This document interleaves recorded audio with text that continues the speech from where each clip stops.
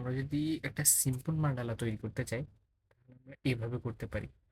প্রথমে এটা সিলেক্ট করে দেন অল্টার এবং শিফট দিয়ে আমরা এটাকে ডাউন কির মধ্যে এরকম একটা করতে পারি। দেন এটাকে সিলেক্ট করে ট্রান্সফরমারের মধ্যে গিয়ে রুট করে রুটের মধ্যে দেন এটাকে 380 অ্যাঙ্গেলে কপি করে দিলাম। দেন আমরা অল্টার এবং ডি দিয়ে এটাকে এভাবে করলে আমাদের মান্ডালাটা তৈরি হয়ে গেল।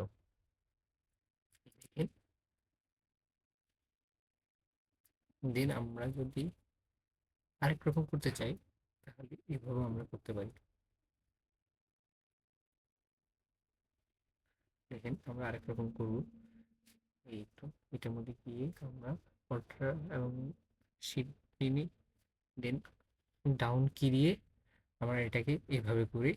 দেন এখানে রুটের মধ্যে গিয়ে আমরা এটাকে 15 ডিগ্রি অ্যাঙ্গেলে কপি করে দিলাম। কপি করে দেন আমরা এখন এটাকে কন্ট্রোল ডি এর মধ্যে ক্লিক করে অনেকগুলো দিয়ে দিলাম। আমাদের হয়ে গেল মান্ডালা। তো আজকের পর্যন্ত এই ভিডিওটা ভালো লাগলে লাইক দিবেন, শেয়ার করবেন।